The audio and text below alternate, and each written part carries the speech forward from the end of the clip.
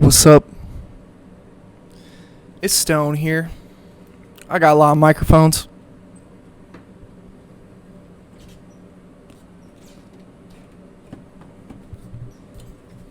And you're watching Chakra. It's an important video. Like all my other videos you watch. It's a video for the homies who are feeling lonely. Just want to start out by saying it's normal. This is a normal sensation that you are having.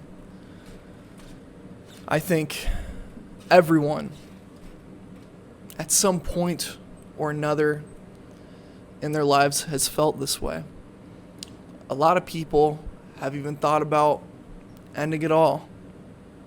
You know, these are just thoughts. These are just the mind. Even though these things aren't necessarily the most positive, they still happen. They still happen. It's nothing to feel ashamed about. It's nothing to feel bad about. Even if you're feeling lonely and you got people around you and you're feeling this way, it's normal sometimes. It's fine. This feeling of separation, it comes from the ego. Now hold up. I'm not trying to say if you're watching this video you're egotistical in any way. Whoa. That's not what I'm trying to say. What I'm trying to say here is we humans, we got this function, right? We got this function, this evolutionary survival mechanism function of ego. Ego has this thing that it does where it self-compares and where it gauges our worth and our place in society. It does all those things, but the reason ego is relevant here is because of the separation. Ego wants to tell you, it wants to create this facade in your mind, bro, that you're a separate individual. That you are separate from what is going on in some way, that you are not a part of this whole piece, this whole organism, this whole world that we're living in. I'm here to tell you that's bullshit. It is absolute caca, my man, because you are one with everything. You are. You are one with all that is.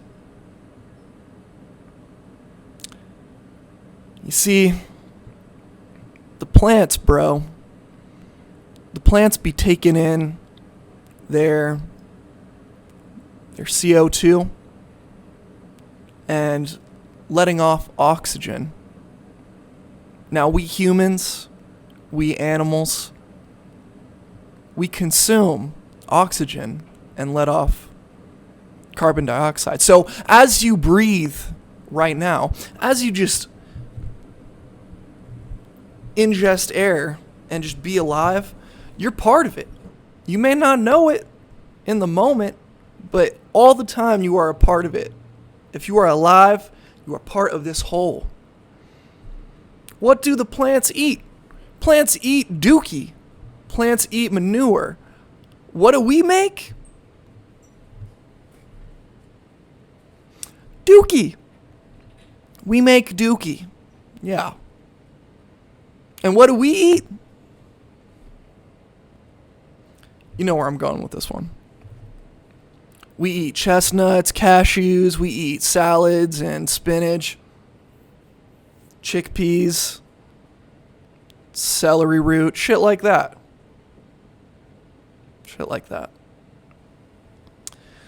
So, this is all a spiritual thing that I'm talking about here. We all have this life force. We all got spirit. We all got soul within us. And so when we have this facade, this mind blockage, this cognitive distortion that we're separate, that we alone, we feel lonely. That's some scale tippage. Too much ego, not enough spirit. And so however you tap into that, tap into spirit and know that you are one with all that is. You could go outside, you could be in nature. Chill out there.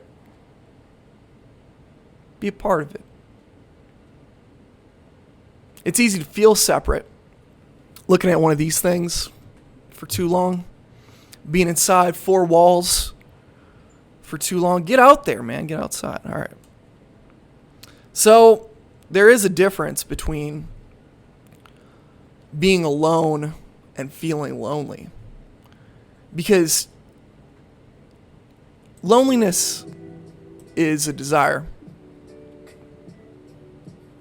People who are alone and content with it, they don't have the desire to want to be around other people. They're grateful, they're content with what they're doing with their solitude. Loneliness is the feeling of, man, I want connection. I wish I could have connection. I want to be around people. Buddhism says that desire is the root of suffering. That if you are in a state of desire, you are going to be unhappy. Because the state of desire is basically saying, oh, if I had this thing, then I'd be okay. But I don't. So I'm not. Abe Lincoln, bro. Abe Lincoln was a successful dude. He was the president of the United States. He would do little outings, being the president, having a family, if he did that, I don't know. With how much socializing his job required, he was around people all the freaking time. But he made sure, for his mind's sake, for his career's sake, to spend time on his own, to get away for constructive solitude, just to clear that stuff out, man. So this stuff could be really helpful. It's how you look at your time alone and your perspective. So I think it's important to ask yourself why, too. To ask yourself, why do I feel this way? I know for me, in the past, when I felt the loneliest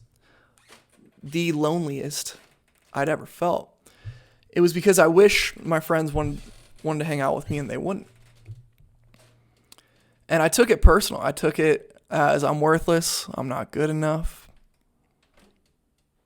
If you know about cognitive distortions, these are just classic ones of those. But I took them not hanging out with me as, oh man, they don't want me. They don't like me. I'm alone. I feel lonely. When in reality, people got their own lives. People got work, people got responsibilities, people got this, people got that. But I remember catastrophizing this stuff and being like, oh man, I'm alone. Nobody wants me. And so, ask yourself why. What is it you need at the time? I think there's so much value in having a mentor or having a parent or parent type figure, somebody you trust, who just listens, man. Who just listens, who talk to you about life. My old youth pastor, he would ask me how I was doing, and I would just get going, give him an update, and I'd run out of breath. I'd stop. And he'd say, okay, what else? And I'd be like, well, there's also this. There's a lot of value in having somebody just listen to you, genuinely, a community. And if you are with people and you're feeling lonely, how genuine is that connection you're having with them, that time you are being with them? You deserve a lot. You deserve a lot of love. You're worth it. All right. Stone, Chakra, thank you for watching this video. Peace.